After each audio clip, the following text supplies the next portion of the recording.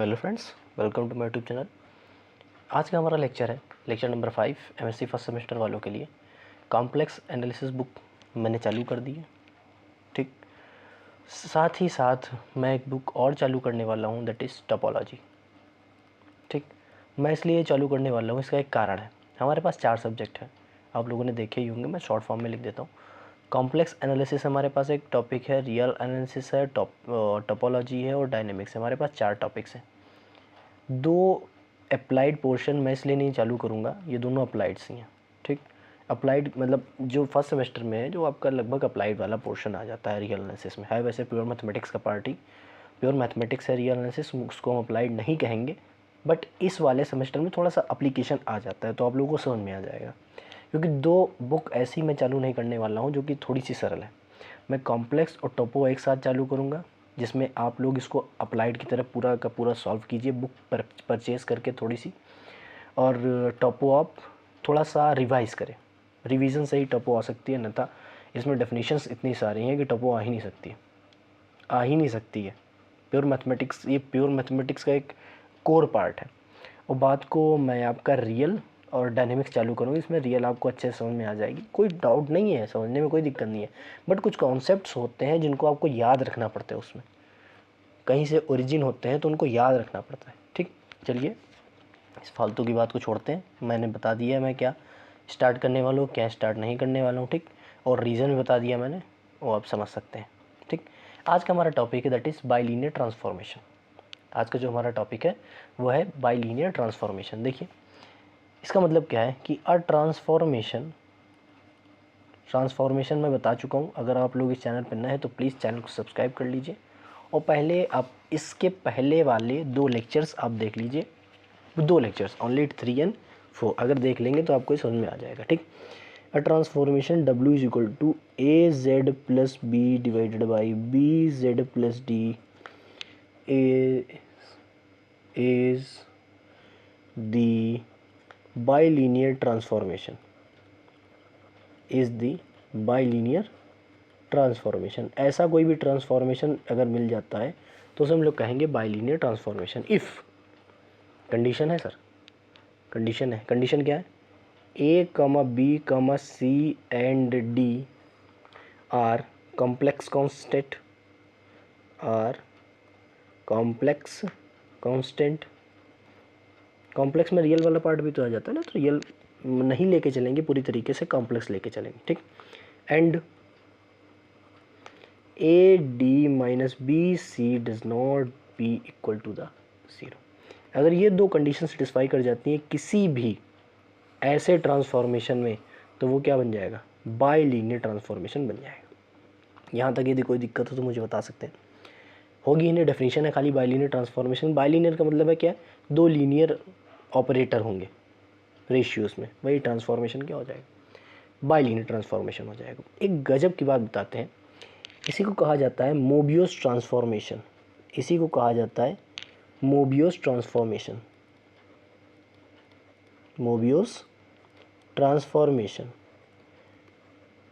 Mobius transformation अगर आप लोगों ने देखा हो वीडियोस, स्ट्रिप वाली वीडियो सभी लोगों ने देखी होगी, मुझे लगता है, ऐसा लगता है मुझे कि सभी लोगों ने स्ट्रिप वाली वीडियो देखी है।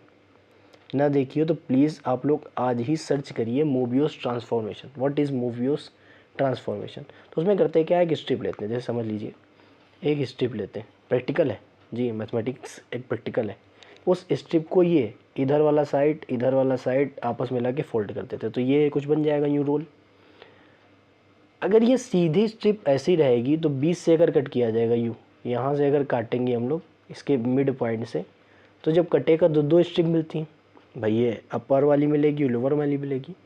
अगर इस वाली को फोल्ड कर दिया जाए, मैं इसे डायग्राम से तो बना नहीं सकता हूँ, बट मैं थोड़ा सा बना देता हूँ, मतलब यूँ अगर फोल्ड कर दिया जाए, यूँ जैसे मोड़ दिया जाए, मोड़ने के बाद अगर इनके पॉइंट्स को ऐड करें मतलब ग्लू से ऐड करें, उसको ऐड करने के बाद जब ऐसे कट करते हैं तो एक क्रॉस्ड स्ट्रिप आती है, यूँ एक दूसरे में लिपटी हुई स्ट्रिप्स आती हैं, वो ट्रांसफॉर्मेशन होता है, that is Mobius transformation.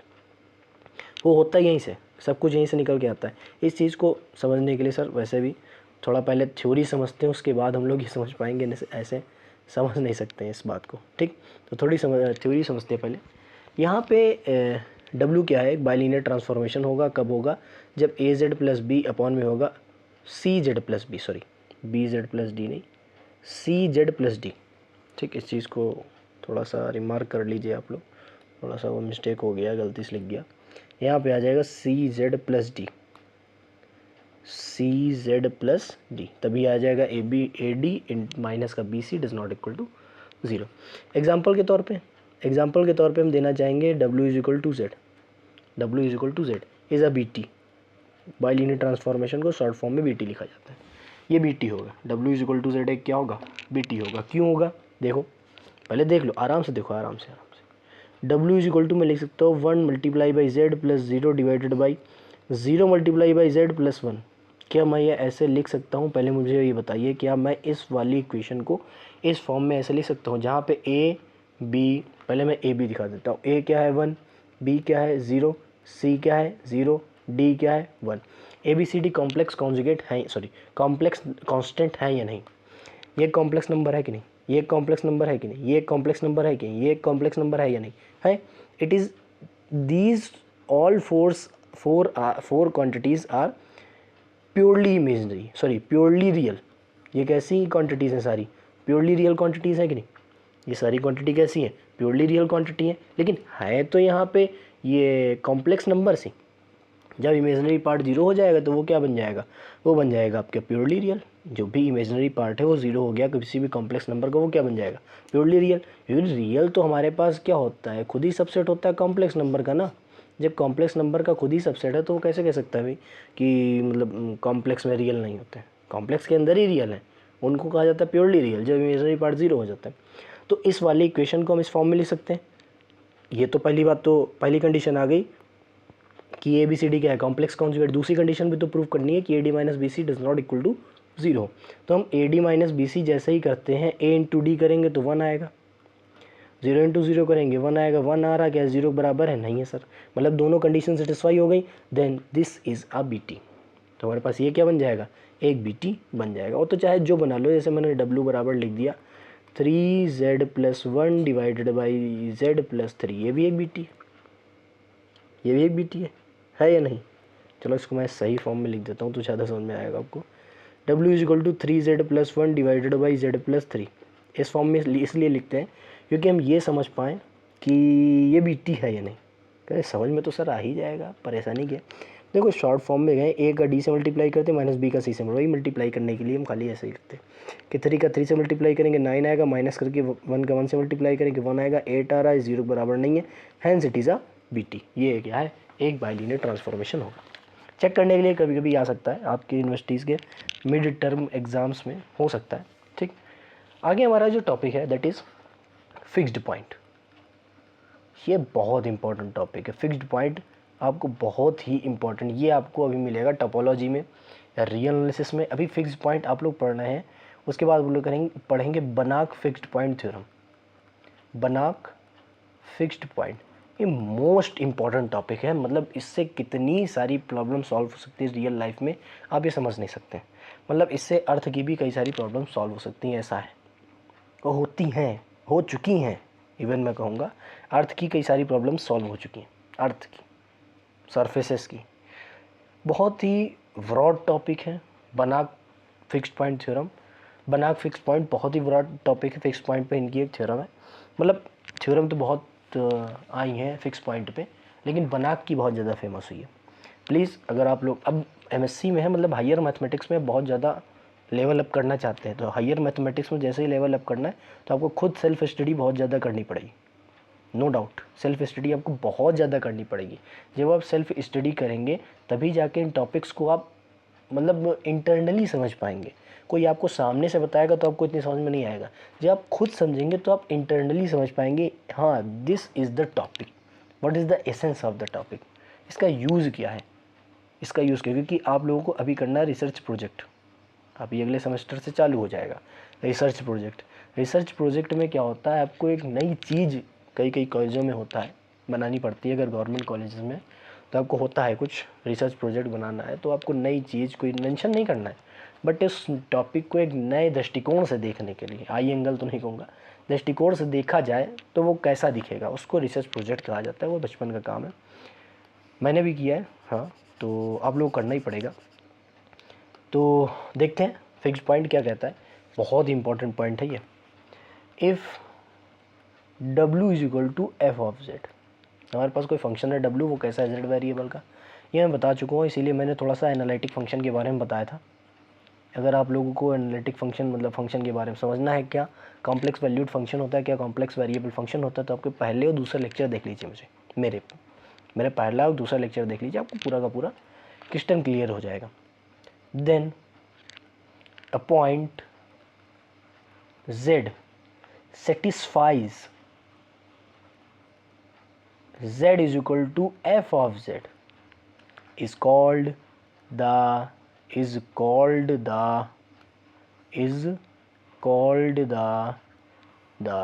fixed point, या फिर इसी को कहा जाता है इनवेरिएंट पॉइंट। इनवेरिएंट का मतलब क्या है, जो वेरी ना करे। वेरिएंट मतलब भागने वाला, ऐसा समझ सकते हैं। वेरिएंट जो ना हो वही क्या हो जाएगा, इनवेरिएंट, मतलब जो वेरी ना करे वो हमेशा क्या होगा, फिक्स्ड पॉइंट। मैं यहाँ पे पॉइंट लिखना चाहता था, फिक्स्ड लिख दिया। इनवेरिएंट पॉइंट भी कहा जाता है। यदि यहाँ तक कोई दिक्कत हो तो आप मुझे बता सकते हैं, ठीक। इसका मतलब क्या है फिक्स्ड पॉइंट का मतलब, मैं ऐसा कहूँगा आइडेंटिटी मैपिंग है। एक ऐसा फंक्शन हमने लिया है जो कि वैल्यूज़ जो मैं रखता हूँ वो बाद को तुरंत दे देता है। मैंने 1 रखा तो 1 दे दिया, 2 रखा तो 2 दे दिया, 3 रखा तो 3 दे दिया ना। तो ऐसा जो भी फंक्शन हो जाएगा जिस पॉइंट पे होगा, that point is a fixed point. वो क्या हो जाएगा, फिक्स्ड पॉइंट हो जाएगा। चलिए थोड़ी सी बात करते हैं फिक्स्ड पॉइंट पे, थोड़ी सी एक छोटी सी हमारे पास कोरोलरी कह सकते हैं या आर्टिकल है fixed point. Fixed point of a BT, bilinear transformation का फिक्स्ड पॉइंट कैसे निकालेंगे। वो मोबियस ट्रांसफॉर्मेशन में फिक्स्ड पॉइंट बहुत इंपॉर्टेंट है।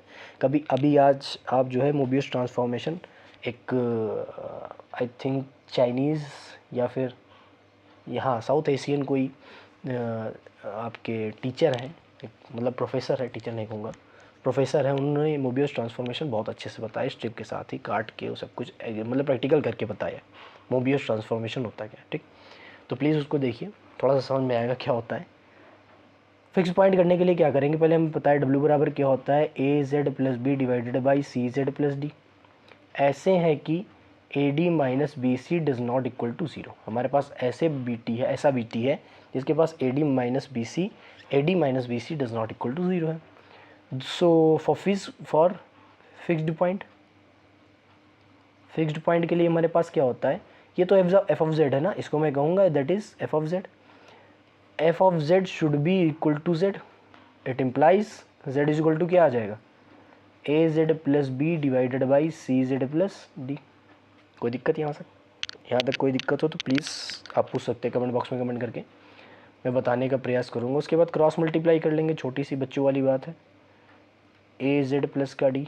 तो यहाँ से सॉल्व करने पे मुझे पता चला, अब देख लीजिए मैं सॉल्व करके डायरेक्ट लिख रहा हूँ, जेड डी माइनस का ए, और ये उधर आ जाएगा, सॉरी इधर बी लिखा था ना, बी माइनस का B is equal to zero. ये हमारे पास क्या आ गई, एक इक्वेशन आ गई, very very very very most important equation. Equation ही बहुत इंपॉर्टेंट है मैं कहूँगा। जी हाँ, हमारे पास जो इक्वेशन आई है वो ये आई है, C Z square plus Z D minus A whole Z D minus A minus B is equal to zero. तो ये क्वाड्रेटिक इक्वेशन बन गई। यहाँ पे मैं लिखूँगा this is quadratic equation in Z. ये क्या है, क्वाड्रेटिक इक्वेशन है, वो भी किसमें, जेड वेरिएबल, ठीक। ये तो पता ही है।